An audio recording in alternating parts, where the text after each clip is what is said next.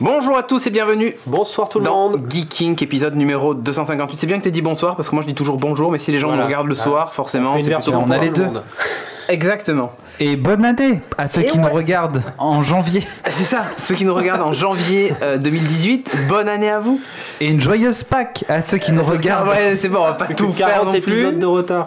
Alors vous n'avez pas le droit de chatter pendant le générique. Alors bon, d'abord, merci Charlie d'être là. Après on va expliquer. Qui va donc m'accompagner ce soir dans ce Geeking épique s'il en est. Jeff à la régie qui nous a pondu une petite nouveauté puisque maintenant on a le chat ici en bas. Alors c'est vrai que jusqu'à présent on l'avait nous devant nous, on discutait avec vous, on relevait des vannes et des trucs comme ça, mais les gens qui nous regardent en replay c'était pas toujours clair pour eux le principe d'avoir ce chat et tout ça. Et donc maintenant vous le voyez vous aussi sur le replay. Alors c'est un test, vous nous dites si vous trouvez que c'est utile ou pas, vous laissez un commentaire, évidemment vous vous abonnez à la chaîne YouTube. Je vais faire comme les youtubeurs et vous laissez un pouce bleu, c'est important parce que ça permet la vidéo, tout ça. Tu fais ton Mélenchon. Ouais voilà c'est ça, bon bref. Donc, non, mais venez nous dire dans les commentaires par contre, ça nous intéresse. Ouais alors là du coup nous en plus l'avantage c'est qu'on a les commentaires, ce soir on est diffusé sur YouTube et Twitch. Et ouais. Donc Jeff arrête de manger le micro, ils disent. Il doit être un peu fort ton micro. Mais du coup ça nous permet nous aussi de voir les commentaires de YouTube en même temps que ceux de Twitch. Donc on salue ceux qui nous regardent sur YouTube ce soir. Salut tout le monde. Ouais. Voilà, merci à vous. En direct. Ouais, en direct. Bon, j'espère que tu vas bien Charlie, t'as passé une bonne semaine. Super. C'est le début des vacances pour notre zone. C'est un peu le début de la libération pour toi aussi. Hein les enfants, tout ça, machin. On peut même faire notre pub sur Geeking. Ben voilà, Louisie, tu peux faire ta pub sur Geeking. Mais attention parce que Botidea veille. Pouce vert, nous dit Thomas Illier. Alors, ils sont pas verts, je crois qu'ils sont bleus. Hein. Oui, ils sont bleus. Hein. Ouais. De toute façon, je crois qu'ils ont enlevé le truc. Les deux sont bleus en fait. Le pouce vers le bas, le pouce vers le haut. Bref, c'est le bordel. Je sais pas. En fait, j'en laisse jamais, moi, je sais pas. C'est vrai. Toi, t'es du genre à pas commenter, à pas laisser d'avis, rien. Non. T'es vraiment un connard. Voilà, c'est ça. Alors ça, c'est pas très sympa parce que justement, on n'en parle pas souvent, mais on a pas mal de téléchargements pour Beats et Café Série sur iTunes, mais les gens laissent pas trop de commentaires. Donc, sur iTunes, tu veux dire ? Ouais, sur iTunes. Donc là, comme disait Jeff, retour en 2007. N'hésitez pas à laisser 5 étoiles. Alors 4 c'est pas la peine, ni 3, ni 2, ni 1 hein. 5 c'est très important. Et mais après vous pouvez dire 5 et c'est vraiment très très nul. Mais laissez 5 étoiles, c'est ça qui est le plus important. L'important c'est les étoiles. Exactement. Sinon c'est pas gentil. Du coup en plus si vous mettez 5 étoiles et vous dites c'est très très nul, il va ressortir en premier. Oui. Parce que les gens vont dire mais sa vie est très utile. Comme ça il y a plein de gens qui pourront voir que c'est très très nul. Est-ce que Bot Idea va être remplacé par Bot Sam? Aïe aïe aïe. Non. 6 étoiles Geeking, ouais. Bon courage. C'est au moins ça. Merci pour le don. J'ai pas vu le reflet du front de Cédric. 5 euros. Thomas Webb. Et toi aussi t'es pas mal. Charlie. T'as un petit reflet dans ton front aussi. Hein. Moi je suis là depuis 2 heures quoi aussi donc. Non mais le reflet c'est même pas lié à la transpiration. C'est juste qu'on a le crâne lisse, c'est tout. Voilà. Bref, le petit logo de Geeking en bas cache parfois le texte. C'est vrai que sur YouTube il y a un logo Geeking en bas à droite. Bien vu. Du coup on pourrait faire. Non mais en fait il faudrait l'enlever sur YouTube. C'est tout, c'est une annotation en fait, c'est ça? Non je crois pas. C'est de base, tous les trucs font ça. Ah ça fait chier. Bon bref, on verra plus tard. En tout cas c'est comme ça. Fois. Voilà. Ouais, merci pour toutes ces étoiles des cheese. Ce que je te propose, c'est qu'on faut vous poudrer les gars. Ouais bien sûr Tofu Sauvage, on va faire ça. Il manque la maquilleuse. J'y penserai. C'est le prochain palier. Déjà qu'on a plein de coke. Ouais. On pourrait se poudrer avec. Pour la partie 2, on va revenir. Pour la partie 2, vous inquiétez pas, on va se poudrer. Allez, du coup, je te laisse balancer le jingle de la partie 1.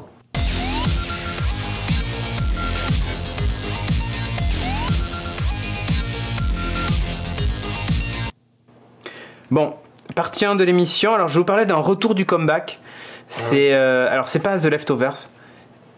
Commence à avoir de gros... Oh mais vas-y. J'étais en train de dire mais de quoi il me parle? Salut Nounou. Salut. En fait, le mois d'avril c'est le retour de plein de trucs. Il y a Brooklyn Nine-Nine qui revient. Il y a Les Gardiens de la Galaxie 2. Il y a The Leftovers. Saison 3, dernière saison. Merci de nous soutenir Whipping J pour ces 13 mois sur Twitch. Il y a Doctor Who. Il y a Doctor... Ouais, bon, c'est ça j'avais envie d'oublier, mais il y a Doctor Who. Bref, c'est le retour de plein de trucs. Et c'est surtout le retour de Google Earth. Tout le monde l'attendait. On l'attendait plus celui-là. Ouais, voilà. Donc le 18 avril, ça va être mardi ou mercredi. Il va y avoir une grosse annonce de Google puisqu'il va y avoir une énorme mise à jour de ce vieux soft. Et je sais pas si vous vous souvenez, mais au début c'était quand même assez impressionnant de voir les villes en 3D. J'ai passé des heures sur Google Earth. C'était trop le futur. C'est clair. Moi, je l'ai ressorti l'année dernière pour tester le cardboard, le Google Cardboard. Oui. Mais bon. Ouais, ça vieillit quoi. Cool, ouais, ça a vraiment vieilli. Donc là, a priori, ça serait un super retour de leur part. Alors, faut savoir que Google Earth, c'est un projet qui est né des fameux 10% de temps alloué pour projets entre guillemets personnels qui existent chez Google. C'est-à-dire qu'en gros, on vous dit, bah voilà, le vendredi après-midi, vous avez le droit de bosser sur ce que vous voulez. Donc là, what? J'adore le what? Ouais, voilà, après les frites de la cantine du vendredi, merci le skill de Charlie pour tes 5 €. Excellent. Tu as la possibilité de travailler sur le projet que tu veux. Et il y a des mecs qui se sont dit, ah, mais oui, leftovers. Clairement. Et du coup, en fait, il y a un mec qui s'est dit, oh, ben moi, je veux recréer la Terre entière en 3D et qu'on puisse naviguer dedans, machin. Petit projet perso, hein, s'il en est. Et le projet a été retenu. 20% du temps, nous dit Adrien Redon. Bon, alors 20%. Mais ça n'a pas changé ça, non? Ouais, je crois que ça a changé. Je sais pas. Mais en tout cas, ce projet est né comme ça. Et donc, j'espère. Salut, Captain Hugh. Il y a plein de trucs qu'ils font à propos de leur... des gens dans leur boîte. Parce que par exemple, quand il y a des types qui veulent se barrer de Google pour monter leur boîte, etc., ben, ils leur disent vous restez dedans et il y a un incubateur d'entreprise dans Google. Dans Google, ouais. Comme ça, ils vont monter la boîte chez nous, quoi. Enfin, ils font plein de trucs comme ça. Ouais. Et donc voilà. Donc c'est plutôt cool. Alors a priori, la mise à jour, elle porterait aussi sur la VR, puisqu'il y a leur Dream machin là. Oui, comment ça s'appelle déjà? J'ai oublié le nom. J'ai oublié le nom de leur truc là, de VR. Dream, je sais pas quoi. Ici, il est là. Pour info, la version iOS de Google Earth ne sera pas compatible iOS 11. Car encore en 32 bits. Ah oui, tout à fait. C'est Deep Dream?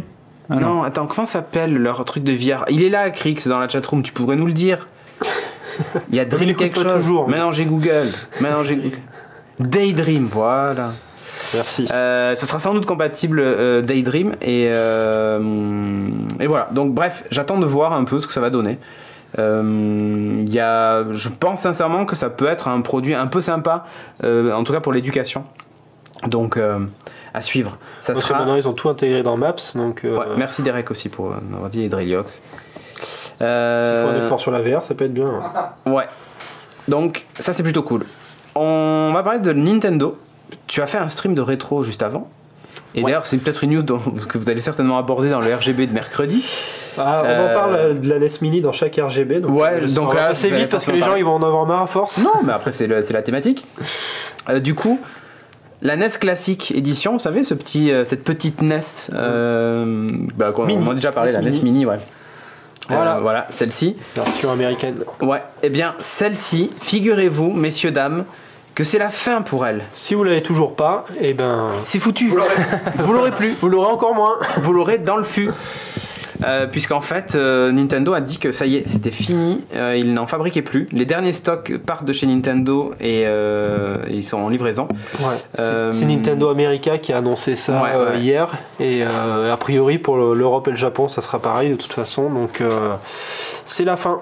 C'est la fin. Dernière livraison en avril, et bon de toute façon déjà quand ils produisaient ça partait dans les 5 minutes chaque fois que ça arrivait sur les sites. Ça va devenir un collector, c'est ça qui est ouf. Merci Pop-Up pour le sub. Après, bon, c'était prévu qu'elle soit vraiment éphémère. La Nespresso. Alors les vannes avec NES, c'est parti. Ah, dans notre chatroom, ouais. Non, ils avaient prévu de la sortir que pour Noël, et déjà ils l'ont un peu prolongée suite à la rupture mondiale. Ouais, je pense qu'ils ont été un peu surpris du succès de. Ah ouais, carrément. Hein. Enfin, de la NES Mini, parce que forcément, tu t'attends pas forcément à en vendre autant. C'est sûr qu'ils allaient en vendre, après ils se sont dit peut-être qu'à 60 € c'est un peu trop cher, et puis finalement c'est parti. C'est le cadeau idéal pour Noël pour tous les 30 et quarantenaires. Donc du coup, si vous êtes un fan Nintendo et que vous voulez collectionner les consoles Nintendo, il va falloir vous jeter dessus vite. D'ailleurs, les revendeurs sont pas gênés pour augmenter le prix. Certains ont fait x3, donc ça c'est un peu la honte. Mais bon, après c'est le game, hein. Maintenant que le truc va devenir ultra collector, forcément le prix a augmenté. Alors ceux qui l'ont acheté, gardez-la, et dans quelques semaines vous la revendez 5 ou 6 fois le prix. Et vous achetez une Switch après avec. J'ai acheté un Raspberry. Non, ou une Switch, ouais, directement. Acheter une Switch. Non, mais après tout espoir n'est pas mort. Ils vont peut-être en refaire. Ouais, l'idée de Nintendo, c'est. A priori, il y a une rumeur d'une V2 qui arriverait pour la fin d'année. Super Nintendo. Ce sera plutôt 2018 je pense, parce que là pour Noël 2017, je pense qu'ils vont laisser la place à la Switch. Oui. Et peut-être qu'en 2018 on aura une NES Mini nouvelle version, voire une Super Nintendo Mini. Ouais. Bon ça j'y crois un peu moins. Ils vont peut-être la garder sous le coude encore un peu de temps, mais pourquoi pas. Je pense que la NES Mini elle reviendra de toute façon. Donc pas plus mal, c'était plutôt cool en tout cas pour les fans de rétro gaming, évidemment. Ni de la Game Boy, nous dit Lorizy, ouais. Mais après jouer à la Game Boy sur un écran 4K à la maison, ça fait pique un peu les yeux. Hello, sur la NES Mini, j'ai lu que c'était pour préparer la sortie de la Super NES Mini, wait and see, nous dit Lirkan. Bah faut voir, je sais pas. Je sais pas. Sur la version FN, la n'est-ce pas? Bravo. C'est parti les blagues, c'est parti. La Switch, c'est pas la V2 de la NES Mini. Bon, ok, allez, c'est bon. Après, quand on dit ils veulent aussi laisser la place à la Switch, c'est pas uniquement au niveau des usines parce que ça n'a rien à voir. Non, c'est vraiment pour pas cannibaliser les ventes en fait. Voilà, c'est tout. Les ventes et après, c'est pas forcément le même public, mais c'est surtout au niveau des distributeurs. Ouais. C'est compliqué. Quand dans ton supermarché t'as un rayon, tu mets soit la NES Mini, soit la Switch, mais c'est difficile de mettre tout quoi. Enfin, tu peux mettre les deux, mais du coup le rayon il fait 2 fois moins. Donc ils ont vraiment prévu de laisser la place pour la Switch, surtout cette année quoi. Et donc voilà, belle donc, à mon avis, à ce Noël il y aura rien et belle transition, parce qu'on va parler de la Nintendo Switch, puisqu'il y a eu un Nintendo Direct, comme d'hab, à minuit l'autre jour. Plein de nouveaux accessoires. Alors on a des photos incroyables. Ouais. Alors déjà le dock. Le dock qui n'était pas vendu à part et qui maintenant, ce bout de plastique là, avec les connecteurs dedans, pour la bagatelle de $85. Oui. Donc, ça va être sans doute 99 € chez nous. Voilà, pour le dock supplémentaire, si vous avez 2 télés à la maison, vous baladez d'une pièce à l'autre, voilà. On est quand même d'accord que dans le dock, il n'y a rien. Bah, il y a de la connectique un peu, il y a quelques fils. Mais c'est vrai qu'après c'est un plastoc quoi. C'est l'USB-C qui te sort vers le HDMI, voilà. Ouais, 85. Ouais. 85. C'est un peu cher. Bon, et alors là, on a aussi les Joy-Con jaunes néon. Alors c'est vrai que bon, on peut se dire c'est quand même pas super beau, mais en vrai, si tu veux transformer ta Switch en abeille ou un truc comme ça, entre le noir et jaune, ça peut le faire. Pour changer du chien, tu peux faire l'abeille. Ouais, bon, le prix Joy-Con c'est le même que le classique. On a aussi évidemment la Dragon avec la couleur jaune si on veut. Qu'est-ce qu'il y avait d'autre aussi? Le truc de droite, c'était quoi? C'est la Dragon. Non, c'est la Dragon. Non, c'est là la batterie. Ah d'accord. Voilà, la batterie tu l'as là. Ah oui, d'accord. C'est un truc que vous allez mettre derrière vos Joy-Con et vous allez mettre des piles dedans. Ok. Pour avoir pour augmenter l'autonomie des Joy-Con. Donc c'est raciste ces Joy-Con, nous dit Aria. Couleur vomi. J'aurais dit citron vert, dit Virtanas. Ouais. Le dollar est moins fort que l'euro. Comment 85 $ deviennent 99 €? Facile, avec un truc qui s'appelle la TVA et les taxes. Parce que 85 c'est pris hors taxe, qui est annoncé par Nintendo USA. D'ailleurs si tu es consommateur américain, tu ne le paieras pas 85, tu paieras 85 plus les taxes de ton état. Comme ça varie en fonction des états. Selon l'état où tu te trouves. Ils annoncent toujours sans taxe aux États-Unis. Et ouais. Et puis nous, certainement que sur la batterie supplémentaire, on doit avoir la taxe sur la copie privée parce que. Voilà, c'est de la technologie. Donc c'est comme ça, c'est de la technologie, on peut mettre de la mémoire, c'est Bluetooth. Donc voilà, taxe sur la copie privée. Écoute, moi je trouve que c'est pas vilain ces Joy-Con. Alors c'est pas magnifique, hein, que les choses soient claires.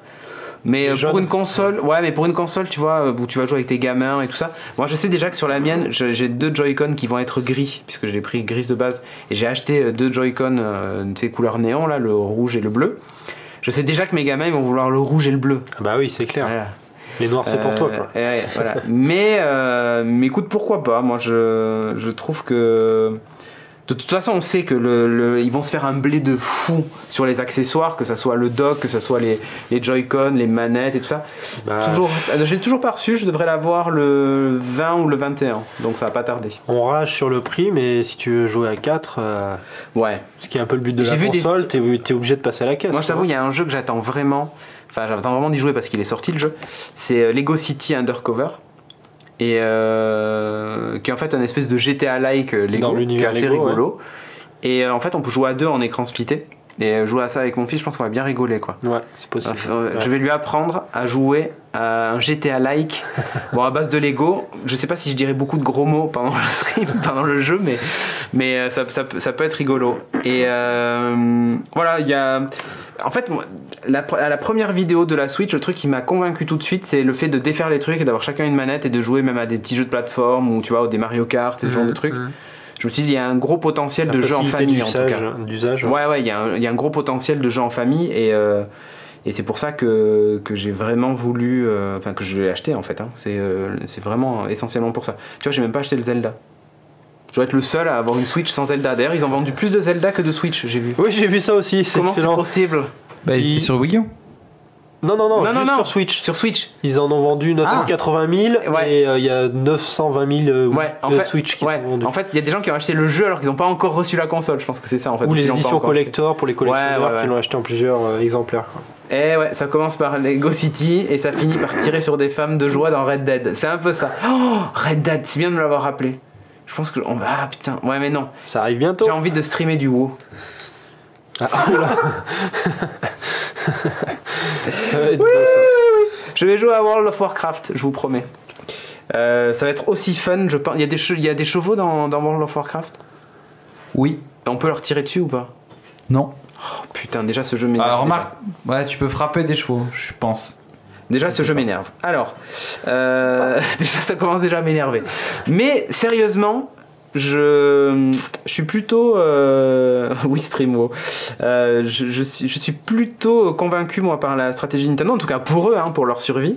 Je dis pas que les consommateurs vont tous se jeter sur un Joy-Con quand il va sortir, mais on l'a bien vu, les gens qui achètent des 3DS, n'est-ce pas Hugues, parce qu'elles sont édition Zelda, édition Mario, édition je sais pas quoi. Ils vont faire ça avec les Joy-Con. Je sens que voilà, tu vas avoir, quand le Mario va sortir, je vois bien arriver un Joy-Con Luigi et un Mario, tu vois, après, ou pour un Pokémon, Yoshi, les Pokémon Pikachu. Bref. Donc ça va être plutôt cool. Qu'est-ce qu'on me dit? Si tu joues à WoW, on doit prévoir la pince pour les ongles ou t'en as déjà? Si t'avais dit que tu préférais t'arracher les ongles que jouer à ça. Bah écoute, je prendrai une pince.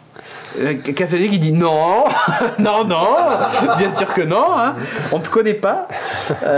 Mais bref, écoute, moi je reste convaincu de cette stratégie qui est plutôt cool. En tout cas, ça l'a réussi. Hein. Ça l'a réussi. Pour l'instant, On va parler maintenant d'une bande dessinée qui s'appelle Elblar. Elblar. N'est-ce pas? Voilà. Alors, je ne céderai pas. Pas ou pas. Ah oui. T'as la collection de Joy-Con à venir, ça peut faire mal au portefeuille. Mais oui, Loisy, ça va faire mal au portefeuille. Surtout que justement, il y aura peut-être des Joy-Con Skyrim. Et là, c'est justement ce dont tu vas nous parler, c'est dans un univers qui est assez proche finalement. Même les auteurs se sont inspirés de Skyrim un petit peu pour le design de certains persos. Et ouais. Donc je vous parle de Elblar. Ça parle de quoi, Elblar? Ça parle de quoi? Non, t'as les incrustes, non, t'en as plein. Ouais. Dans la couverture, tu l'as même. C'est celui qui est en 4. T'as la couverture. Pan. J'ai cru que vous allez me faire bosser, moi. Mais non, regarde. C'est la même, voilà. Le chasseur de drogards et pas de drogués. Attention. Donc c'est une bande dessinée qui est sortie le 22 février 2017. Attends, je vais feuilleter, si je trouve des singes, t'en fais un effet bokeh. Non, cette semaine, il n'y a pas de seins. Merde. C'est un peu plus violent. C'est l'histoire d'un groupe de vikings qui revient après en expédition. leur campagne de pillage. Ils sont tout contents, ils ont bien défoncé les villages d'à côté. Ils ont fait comme Fillon, ils ont pillé l'assemblée, n'est-ce pas? Voilà. Et maintenant ils reviennent. Et quand ils reviennent, rends l'argent, on leur dit. On leur dit pas rends l'argent. Par contre, il y a un petit souci avec leur village, ils retrouvent plus personne, ou plutôt ils retrouvent pas mal de cadavres. Ils se sont fait attaquer pendant ce temps-là. Ah ouais, c'est moche. Et très rapidement, on se rend compte qu'ils n'ont pas été attaqués par des voisins, mais par des bêtes. On va dire des monstres. On peut les montrer? On peut les montrer, oui, c'est pas du tout. Parce que de toute façon... je crois que tu l'as, hein, tu les as dans les captures, mais si tu veux faire ton effet bokeh... Les drogards. Ouais, on pourra pas faire grand-chose en effet bokeh, mais... Les drogards qui sont des espèces de morts vivants qui ont en plus des pouvoirs magiques et qui sont assez redoutables. Donc voilà, c'est eux qui ont attaqué le village au moment où ils rentrent de campagne. Voilà. Et là, ils vont passer en mode survie. Enfin, quand ils arrivent, les Vikings, en tout cas, eux sont partis. Ils ont emporté certaines personnes du village. Donc après, toute la suite, ça va être une espèce de course-poursuite entre les Vikings, parce que quand même, c'est des Vikings, ils vont pas se laisser faire. Ils vont dire, t'as touché à ma femme. Même s'ils sont beaucoup plus puissants qu'eux, ils vont quand même y aller. Ils vont former une espèce d'équipe avec les meilleurs des meilleurs. C'est eux là qu'on a vu. Voilà, tous ceux-là. L'autre avec son marteau, l'autre avec son bouclier, son épée, c'est le chef. On voit il a une tête de chef. Il y a les bourrins, il y a l'espèce de chaman chelou. Il y a Gilles, et puis il y a l'espèce de médium qui. C'est la au début on se moque de lui, de l'anneau. Il va être bien utile. Voilà, c'est un peu ça. Ils partent à la poursuite des drogards. Donc c'est un peu le croisement entre la série Viking et la série Game of Thrones avec les marcheurs blancs. Ça m'a un peu fait penser à ça, quoi. C'est dans le... Ah oui, clairement, quand tu as la couverture, ou même ça, c'est un peu, ils ont un peu une. C'est un peu la rencontre des deux univers. Ouais, et en plus il y a des loups. Et vous avez vu, on vous spoil pas, on a enlevé le texte. Hein. Voilà. On y a passé tout l'après-midi. C'est chiant. Hein. Non, merci. Bon, j'en dis pas plus sur l'histoire parce que de toute façon, il y a qu'un premier tome qui est sorti. Ça me plaît pas mal quand même. Visuellement, c'est super beau. Faut savoir qu'au niveau du scénario et au niveau du dessin, ce sont deux frères, des Espagnols, les frérots Sierra. Ah, et pas de la Vega. Voilà. Rien à voir. C'est Alex au dessin et Sergio au scénario qui ont fait ça. Ils ont des vrais noms de vikings. Sergio le viking. Non, pas trop. Qui ont sorti ça et niveau dessin c'est chouette hein, je trouve. C'est vraiment chouette, c'est très lisible, on sent vraiment le mouvement. Tu vois, c'est hyper dynamique. Ouais, même la lumière là sur ce truc. Les arrière-plans sont hyper soignés. Je suis vraiment fan du dessin en tout cas. Ouais, au niveau de l'histoire, c'est assez classique, mais ça avance bien quand même. C'est intéressant, ça alterne les phases. Plus de discussions où il se pose certaines questions, puis après les phases d'action où là par contre ça castagne et ça avance vraiment vite. Donc mais il y a tout un truc avec les persos et tout dedans. Je suis vraiment impatient d'avoir le tome 2. Ah ça c'est cool je trouve. Alors ça c'est la première édition, donc effectivement à la fin ils ont rajouté des pages où vas-y tu peux montrer peut-être. Ouais, en fait t'as un espèce de truc où ils te montrent ça c'est vachement bien. C'est stylé. Ouais et ça c'est top. Ils font un peu l'historique pour tous les personnages ou même ils expliquent au niveau de l'inspiration de quoi ils se sont inspirés. Si tu tournes après justement t'as les drogards. Hop. Yop. Voilà. Les drogués. Les Aptergangres, c'est des espèces de ouais, on voit des espèces ils se transforment. Au début, c'est des loups qui ont déjà l'air féroces, mais après, ils se transforment comme ça. Et ça, c'est top. Tu sais, ça me fait vraiment penser au bouquin de jeux de rôle.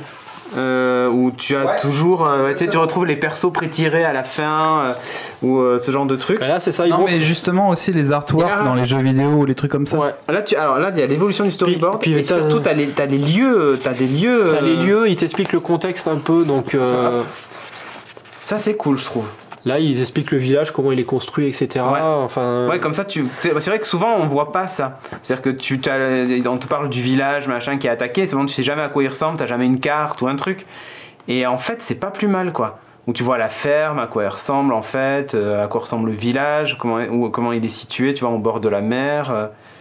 C'est pas mal. D'ailleurs, ça fait penser. Alors, ça, clairement, ça fait penser à Game of Thrones. On va pas dire dans quelle saison, mais. Non. Ou Astérix. Ouais, Astérix. Ça marche aussi. Bon, c'est moins.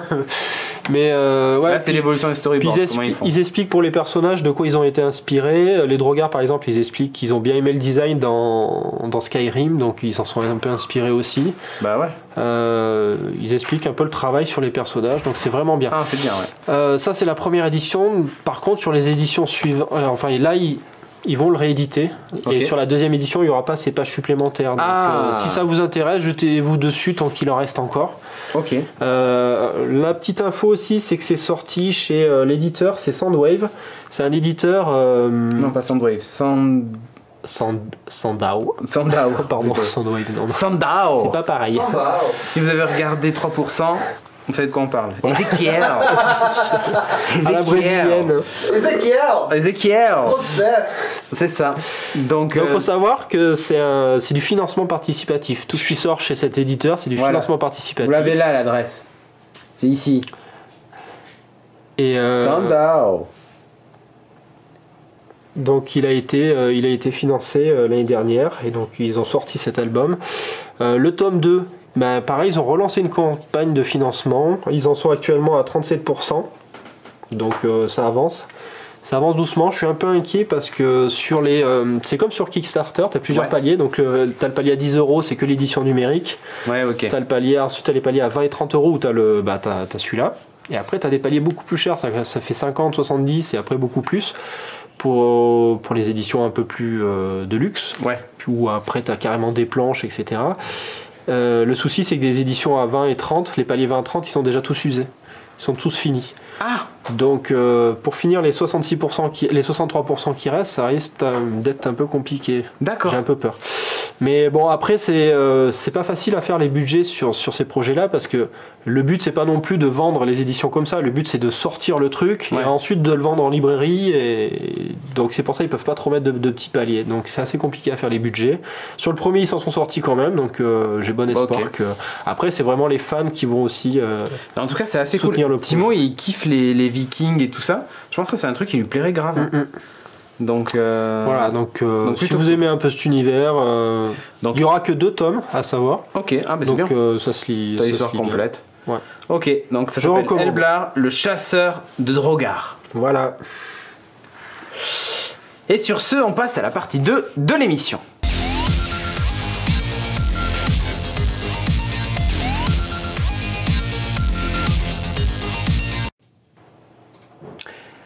À partir de l'émission, on va parler d'abord de Spotify qui débarque sur Apple Watch. Alors, c'est toute une histoire ce truc. Encore Spotify. Il faut savoir qu'en fait, Spotify a défoncé un développeur tiers qui avait lancé une appli qui s'appelait Spotify. Qui était une appli tierce qui utilisait les API de Spotify pour consommer ta musique avec. C'est vrai qu'elle avait repris tous les codes de Spotify, mais il avait mis plein d'améliorations dedans qu'après Spotify lui a un peu pompé, mais pour la gestion de playlist, pour tout un tas de trucs, et c'était assez sympa. Mais Spotify lui a dit écoute mec, on te laisse avec ton appli tierce tout ça. Mais qui tournait sur quoi cette appli? iOS, Android, tout ça. Mais en échange, on va. Mais par contre, il faut que tu changes ton nom. Parce que Spotify c'est trop près de notre image, machin et tout ça. Donc il a changé de nom, il a appelé Snowy. Il a appelé Deezer. Non, il a appelé Snowy. Donc un peu comme Blanche-Neige. L'appli a rencontré un certain succès. Et là surtout il s'est dit tiens, je vais faire une version Apple Watch que Spotify n'a pas. Ah oui, d'accord. Il n'y a pas d'appli Spotify. Du coup, il a lancé donc l'appli Snowy, mais Spotify a trouvé ça tellement cool qu'en fait, ils l'ont contacté et ils lui ont dit écoute mec, ce que tu fais c'est vachement bien. Du coup, je crois qu'on a une capture d'ailleurs, mais du coup, ce qu'on te propose, c'est que tu deviennes un peu, on va t'aider, et tu deviennes un peu notre application pour Apple Watch. Là, voilà. Elle est pas mal. Alors pour le coup, elle est mieux que l'application musique d'Apple, parce que là, c'est ça qui est assez ouf. Mais elle est mieux que l'appli musique d'Apple, et va être disponible dans les semaines qui viennent, si ce n'est déjà le cas, parce que bon, il n'y a pas vraiment de date. Ah, j'adore le coup des playlists sur la gauche. Ouais. Bien pensé ça. Non mais c'est hyper bien pensé. Avec le temps de la playlist. Ouais, le temps qui 42 minutes. Pour 42 une montre, minutes et voir le temps, c'est rigolo ça. Ouais, c'est ça. Bref, enfin en tout cas voilà, elle va intégrer pas mal de fonctions et tout ça, et ça va devenir en gros l'appli poussée par Spotify pour les Apple Watch. Ça, ils en font pas. En fait, à voir. C'est-à-dire que déjà il a été bossé chez eux pour bosser avec eux. Ouais. Après il y a de fortes chances qu'ils lui disent bon écoute, ton appli on la récupère, tu bosses avec nous et tu t'occupes de la partie montre. Mais c'est vrai que sérieusement, elle était Enfin, c'est étonnant que Spotify n'ait pas lancé d'appli pour montre. C'est fou ça. Ouais, c'est-à-dire que tu avais éventuellement de la télécommande, tu vois, sur Android, mais ça s'arrêtait là. Là maintenant, elle est autonome, c'est-à-dire que tu vas pouvoir mettre des playlists sur ta montre, tu vas pouvoir les écouter en Bluetooth et tout ça. Donc voilà. 9to Mac avait déjà fait une review de la bêta, on pensait que la sortie était proche, mais maintenant on va encore devoir attendre des siècles pour la voir. Non, je pense que ça va pas tarder justement, parce que là ils ont fait l'annonce, donc du coup il y a des chances pour qu'elle débarque dans les semaines qui viennent. Le rachat est dans l'air. Ouais, il y a de fortes chances. En fait, c'est un dev tiers, donc il y a des chances que le mec il embauche. Il se fasse embaucher tout simplement. Ouais. Salut Angon qui débarque maintenant. C'est possible de contrôler Spotify via la montre avant. Non, Snowy. Ah ben ça s'écrit sans le R, Derek. Merci pour le sub. Sendad. Sendad. C'est impossible à dire. Mais merci. Du coup voilà, c'est plutôt cool que le dev tiers ait fait ça et que ça ait plus à Spotify. Et tu vois, contrairement à d'autres boîtes qui auraient dit vas-y tu dégages et t'attends que la note sorte, là ils ont dit tu dégages mais tu vas venir avec nous, on va l'améliorer, on va faire en sorte que ça soit bien packagé et on y va. Là surtout l'intérêt c'est qu'elle va devenir parfaitement autonome et ça c'est cool. Donc Spotify sur Apple Watch, soon. Alors là le sujet du soir. Messieurs, dames, vous êtes vegan. Vous avez mangé ou pas? Vous supportez pas de manger de la viande parce que ça tue les animaux et ça leur fait mal, blablabla, ou pour multiples raisons. Bien, figurez-vous. Nous avons une solution pour vous. Non. Un Américain sur 3 est prêt à manger de l'IVM. Mais qu'est-ce que l'IVM? In vitro meat. Ah mais, alors attendez.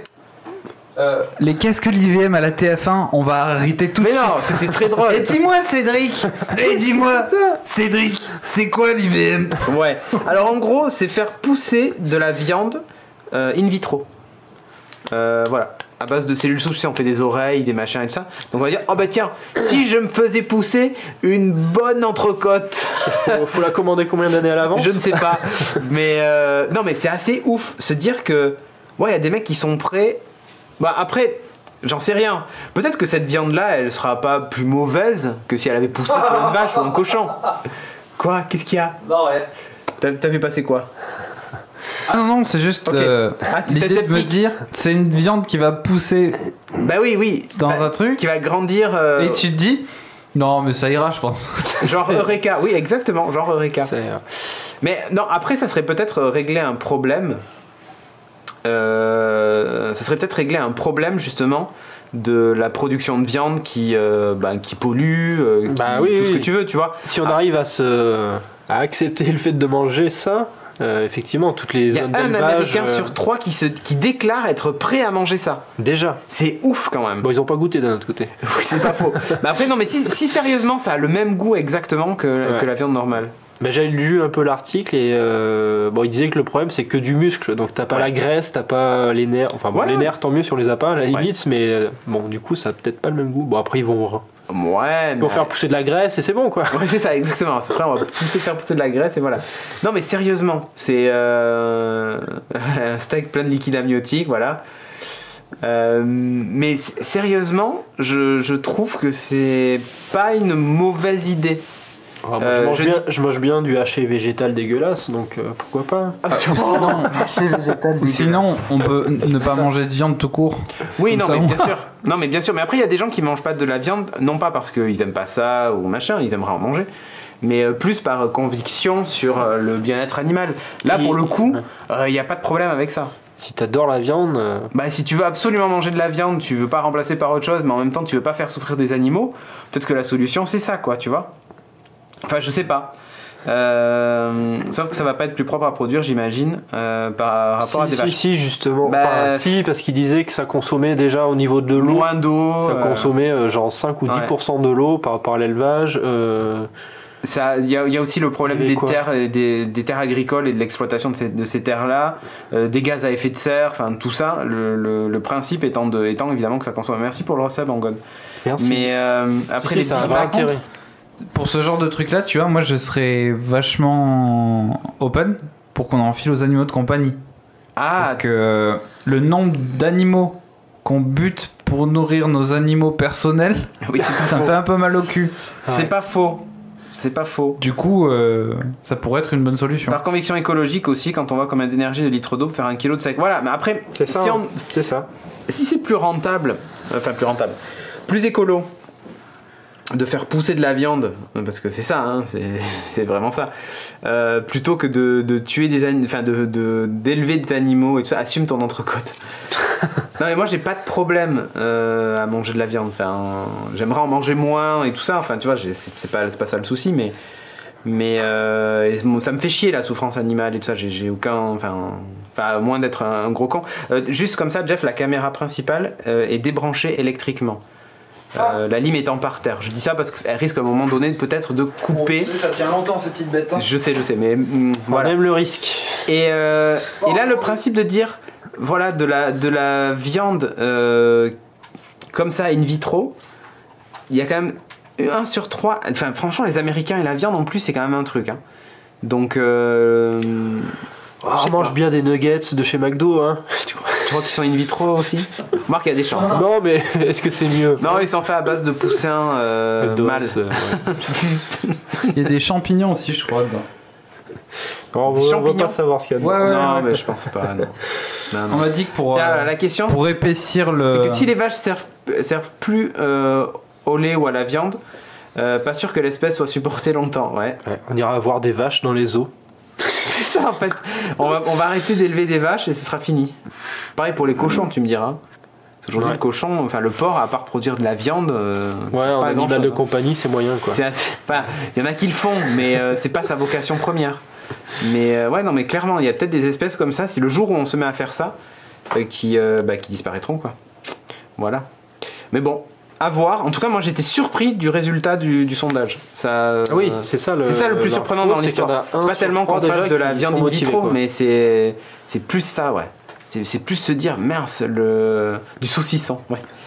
Mais c'est vraiment ça. Moi, le résultat m'a vraiment surpris. Bref. Alors, on va parler d'un autre sujet, puisque tu vas nous parler d'un jeu dont Audrey nous avait déjà parlé dans un ancien. Tout à fait. Dans le 233, l'épisode 233 l'été dernier.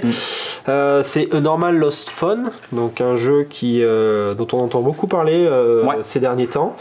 C'est un jeu qui avait été prototypé lors de la Global Game Jam de 2016. Donc c'est une convention avec plein de développeurs sur plusieurs sites dans le monde entier qui essaient en 48 heures de faire un prototype de jeu sur un thème donné. Donc de cette édition, il y avait celui-là qui était... Des nuggets poussent dans les arbres. Bien sûr. C'est peut-être ça. Donc sur cette édition, il y avait donc A Normal Lost Phone qui était sorti. Donc c'était un petit jeu dans un navigateur. Donc là... l'info, c'est qu'il est sorti sur Android. Justement, en fait, on l'avait dit à l'époque, je crois dans l'émission, on dit mais ça en application, c'est terrible. Voilà. Bon, je vais expliquer le principe d'abord. En fait, donc on lance le jeu et en fait, ça lance une interface de téléphone et on se met dans la peau de quelqu'un qui vient de trouver un téléphone par terre.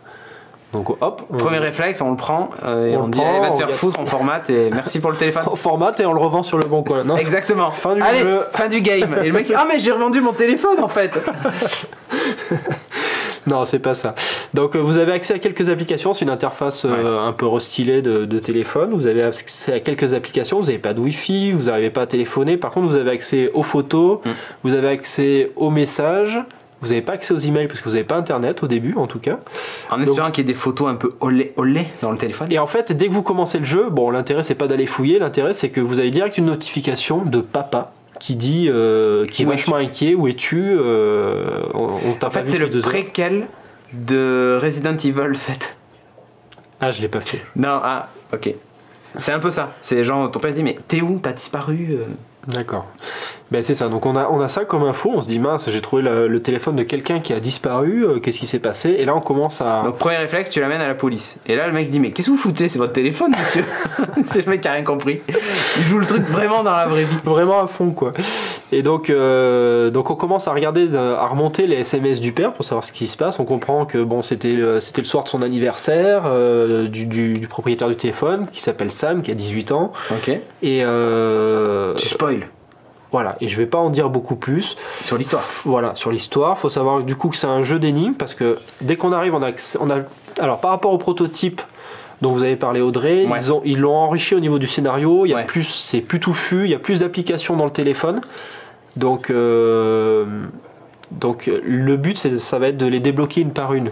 Par exemple, les emails, on n'y a pas accès parce qu'on n'a pas accès à Internet.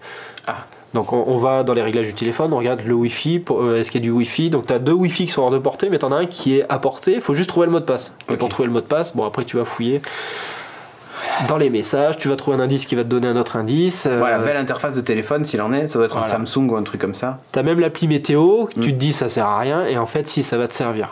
J'en dis pas plus. Après vous avez un espèce de Tinder. C'est Lovebirds. Lovebirds. Yeah. C'est ça. Et...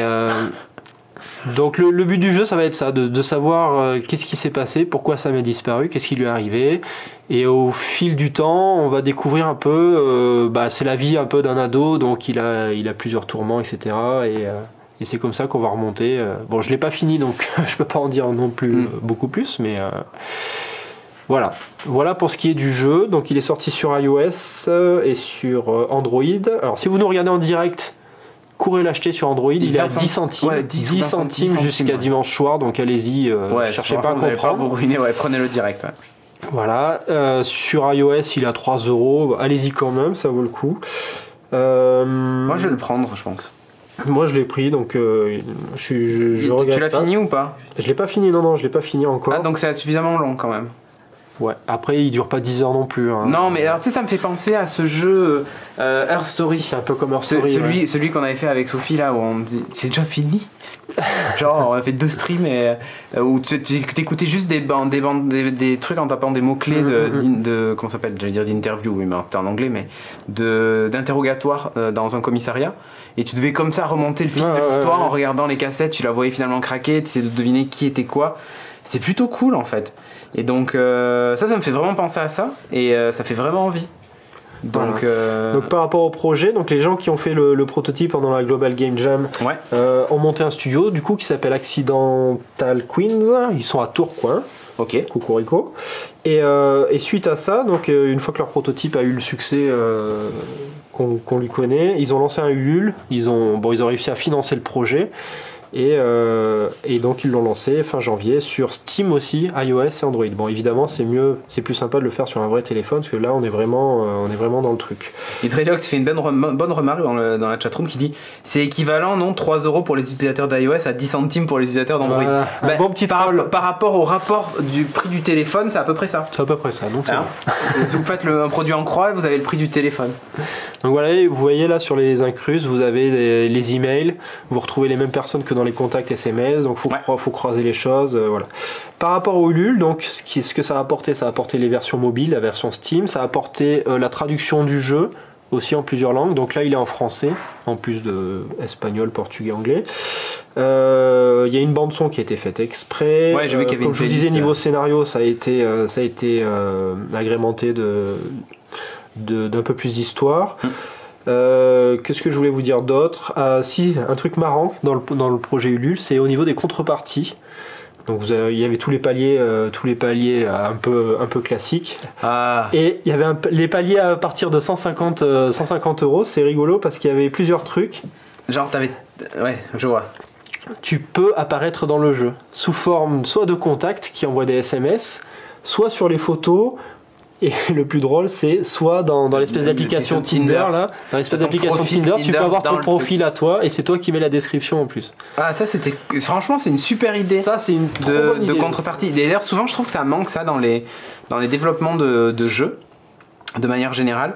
Alors, tu l'as quelquefois quand par exemple c'est un jeu d'espace, machin, où tu peux donner le nom d'une planète ou tu vois ce genre de truc, c'est déjà arrivé. Mais je trouve que ça manque un peu ça. Vraiment dans les contreparties de jeux que tu finances, ça pourrait être plutôt cool de se retrouver avec avec ce genre de petits détails de clin d'œil. Tu peux être dans le jeu, sur les photos, il te caricature pour être un peu dans le style dessin, mais le jeu, mais ça je trouve ça vraiment bien. Sincèrement, je trouve ça vraiment bien. C'est un peu comme si tu vois Overwatch avait été un projet crowdfundé et t'apparaissais sur des affiches dans le décor, tu vois, ou des conneries quoi. Cédric Bonnet. Non, enfin, pas moi, j'ai aucune raison d'y être, mais je trouve ça vraiment malin. Uranus, en planète, nous dit Minotaur. Voilà. Ouais, après, si ça dérive. Évidemment, on pouvait compter sur toi, Minotaur, pour faire dériver le chat en direct. Donc, ok, tu recommandes évidemment chaudement. Audrey aussi l'avait recommandé. À l'époque, ça avait l'air quand même beaucoup plus court et moins complet. Hein. En plus, c'était sur le navigateur. Donc... Ouais. Là, c'est pas en tout cas, 10 centimes, allez-y, les yeux fermés. Les yeux fermés. Et on va terminer par la grosse annonce du jour. Eh oui, messieurs, dames. C'est frais. Ouais. J'ai suivi un petit peu cet après-midi la conf de la Star Wars Celebration à Orlando. D'ailleurs, j'avais Jeff aussi sur Hangout et je lui disais c'est maintenant, connecte-toi sur le live YouTube, vite. Faut lui dire c'est maintenant. Juste quand il a fini de parler, Marc-Camille, c'est maintenant. Et on a eu le trailer de The Last Jedi et l'affiche aussi, d'ailleurs. Affiche qui est plutôt sympa. Qui j'ai l'impression, mais après c'est comme d'hab on se trompe tout le temps sur les théories, mais qu'elle dévoile peut-être quelque chose et on verra quand on aura vu le film. J'en sais rien, en fait. Que Kylo Ren, il est vachement plus petit. Il est plus petit, ouais, c'est ça. Kylo Ren, en fait, c'est un nain à côté de Luke. Mais voilà, et donc on voit Rey. Franchement, l'affiche est plutôt sympa. Tu veux dire sur la couleur du sabre? Ouais, et, alors le Star Wars écrit en rouge aussi. Ça change un peu. Ouais. Toujours eu le jaune, tout ça. Enfin, je m'attends à un truc un peu violent. D'ailleurs, dans la bande-annonce, on voit d'un peu de violence. On voit pas Leia, on nous dit. Bah, enfin, il me semble que c'est elle qu'on voit de dos, hein, quand même, dans la bande-annonce. Ça dure pas longtemps, mais quand elle dit light, on le. D'ailleurs, on fait l'épisode. Il y a un, comment ça s'appelle, un montage. Ah oui, pour vidéo qui a été fait justement pour l'actrice Carrie Fisher qui est décédée, et vraiment cool. Si vous voulez aller sur la chaîne Star Wars de la chaîne YouTube de Star Wars, franchement vraiment sympa. Elle est vraiment top. Donc il y a eu cette bande annonce. Moi ça m'a fait plaisir de retrouver ces persos qu'on a vus quand même. Ouais, carrément. Je sais pas, puis la musique elle était ouf, encore une fois, mais ça, le son, il y avait énormément de graves et tout ça. Enfin, tu vas l'écouter au casque sans doute, Jeff, mais les frissons des. Et encore une fois, il y a un passage dans le trailer, dans un désert, je précise pas plus, qui m'a tellement pensé à une scène de la trilogie qui est juste le moment préféré de la trilogie, voire même de tout Star Wars, pour moi. Et j'ai vraiment hâte de voir cette scène. Ah bah ouais. Et sérieusement, ça fait envie.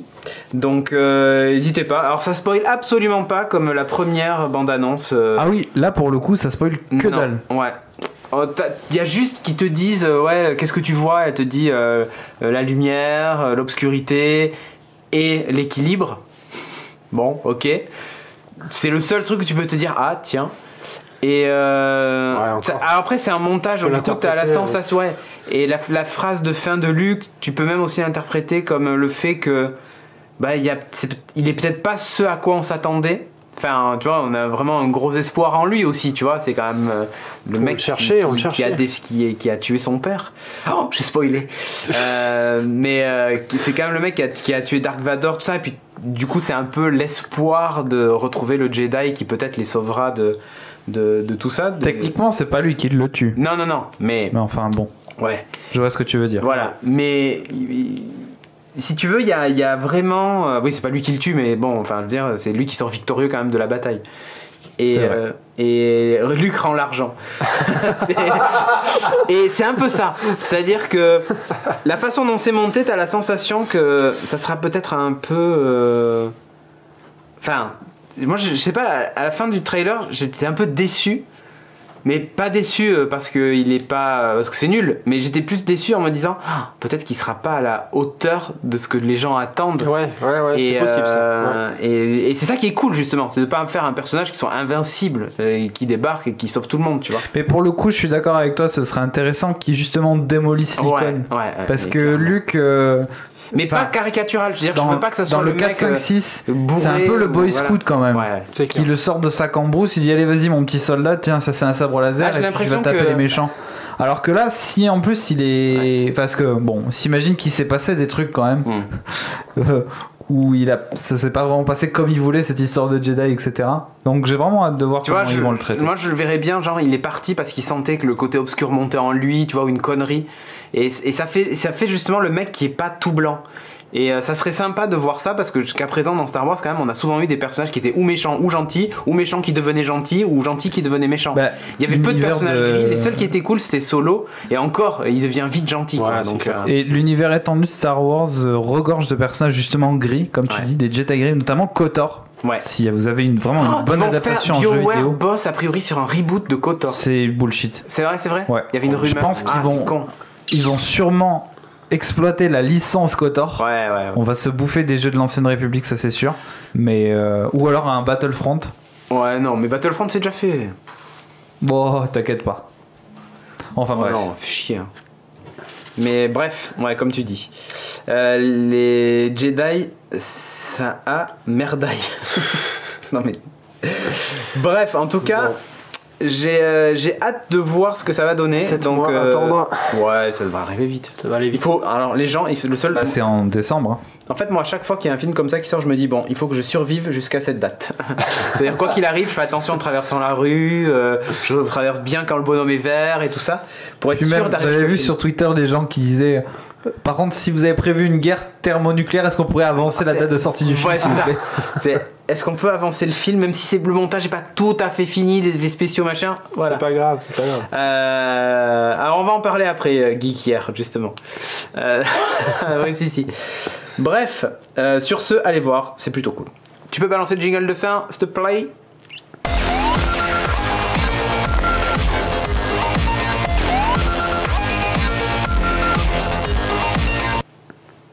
Bon, l'instant est grave, j'ai quelque chose à vous dire.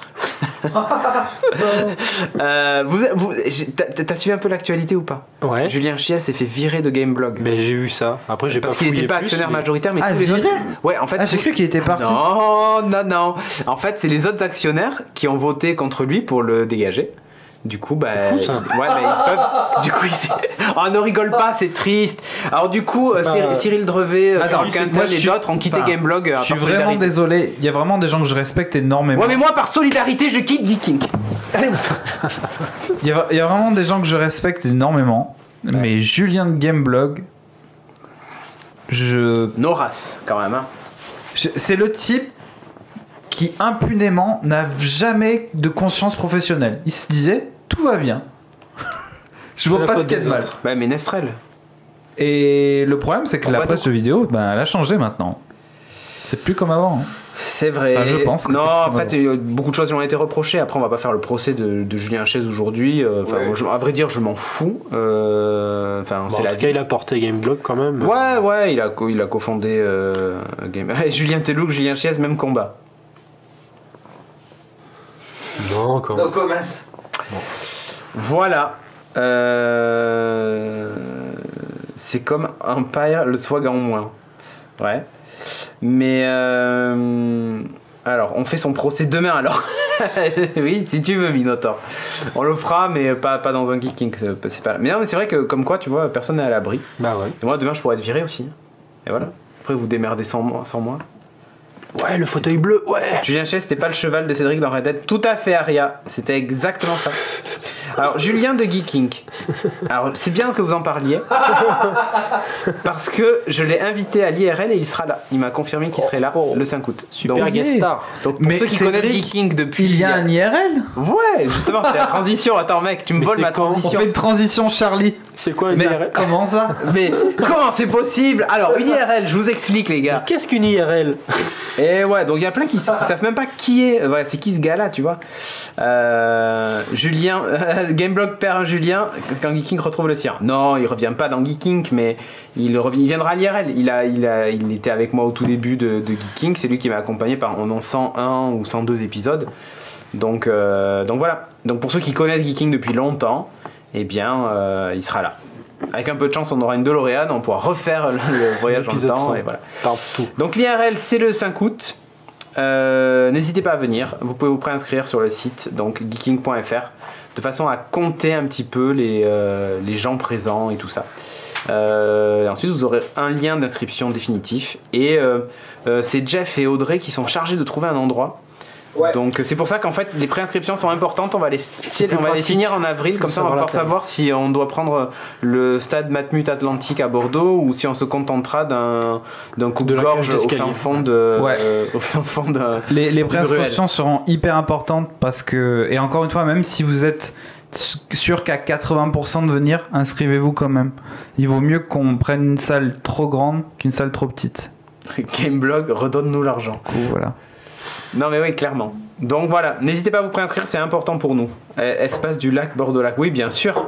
Je pense qu'on va prendre un petit truc, hein. Ça va de soi. C'est à côté, ouais. Au Cap Ferret. Donc, bref, ou à Arca. Alors précise, c'est sur Bordeaux quand même. Ouais, ça sera sur Bordeaux.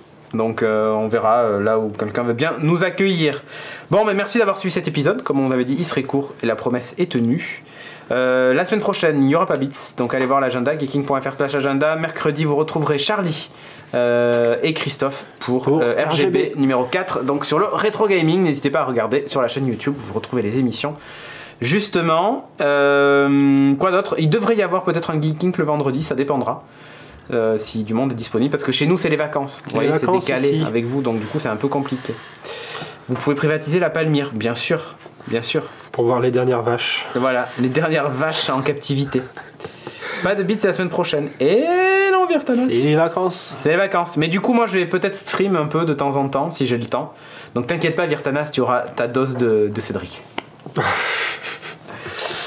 Bref, vous restez en tout cas un SAS Techno Game sympa, les bis. Ben, merci Geekier, c'est le but, c'est de discuter avec vous, de partager nos avis sur certains trucs et tout ça quoi. S'il y a personne, je viens pour Geeking. Eh ben écoute. Et Things, ah ouais ben Things, ouais, j'en ai un de tout près en plus de Things. Donc ouais, pareil, on va voir. Si on arrive à le caler, parce qu'on a beaucoup de trucs quand même. Ouais. Donc voilà. Non, Gon, je pense qu'on va éviter d'aller faire du sport en haut de la dune du Pilat le 5 août avec 40 000 degrés. Voilà. Sur ce, donc, merci encore de nous avoir suivis et on vous dit à bientôt pour le prochain numéro. Ciao. Ciao. Bye.